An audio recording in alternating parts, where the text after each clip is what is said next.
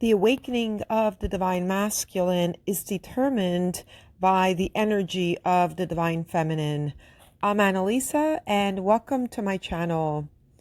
So let's talk about the awakening of the divine masculine, as I often get asked through comments, when does the divine masculine awakening happen and what does that look like? We know that your divine masculine came in to help you understand who you are as not only a human being, but a spiritual being. And that is what this connection is really all about.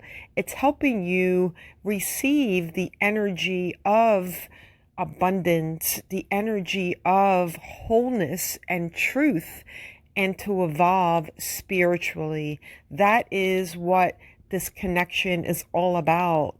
Your divine masculine came in to help you become the best version of yourself, to jump into your highest timeline. And you divine feminines, you're able to do that. But in order to do that, you have to let go of the negative energy, everything that you have been ruminating about in the past, holding on to from the past.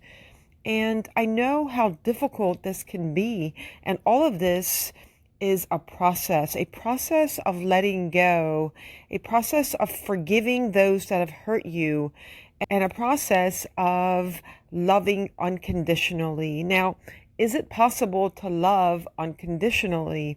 This is a great question as well. And I feel that all of us are able to love, and we really haven't been taught how to love unconditionally. We have been taught to love with conditions, but to love without conditions, without judgment, without assumption is a little bit more difficult. That is why this journey can be challenging, because it's asking you to love unconditionally, which is really the energy that you hold within yourself, the God source energy, the divine energy that loves you unconditionally, that always has forgiven you for all the errors that you have made as well, and all the mistakes that all of us have made throughout our lifetime. And when we shift into that energy of unconditional love, then we are able to love our divine masculines as well. And this is an important part of this whole connection, which in actuality is really an awakening journey, right? We know that it's an awakening. It's letting go of the old and stepping into a new transformed identity of yourself, knowing that you are the creator, you are consciousness, you are the awareness. You are not the mind, you are not simply the body, you are the soul. Some people call it the spirit, and that's whatever terminology you resonate with. And when you realize that you can release those core wounds that you have been holding on to, you can also raise your vibration as well. And when you raise your vibration, that allows your frequency to rise.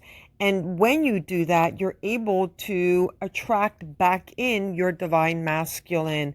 And this is available to all the divine feminines. It's a matter of your energy, and where does your energy lie?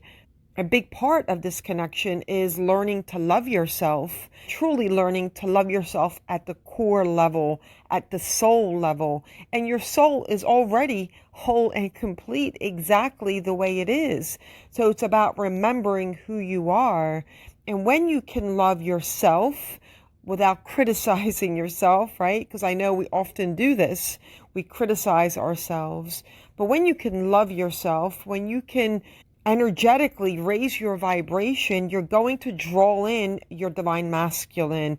You manifest back in your divine masculine. And this is available, again, to all divine feminines. Now, if you choose not to be with your divine masculine, you also can make that choice as well. But what happens is you will meet others that will also reflect the lessons that your divine masculine would have taught you. So you're still on an awakening path.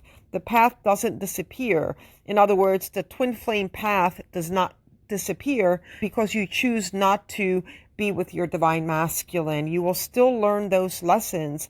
And I think this is important for the divine feminines that are not choosing the divine masculine when they are coming back in.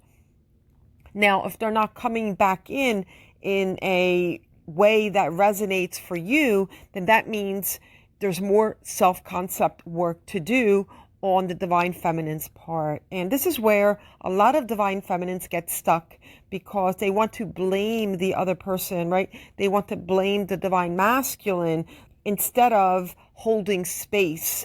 As the divine feminine continues to awaken and evolve, the divine masculine also awakens as well. But the awakening doesn't look like necessarily like the divine feminine. They're not the ones typically meditating, doing yoga, working with crystals. That is not typically the role of the divine masculine. Now, that doesn't mean that this applies to all of them, because there are some that are already spiritually evolved when it comes to meditating and going within.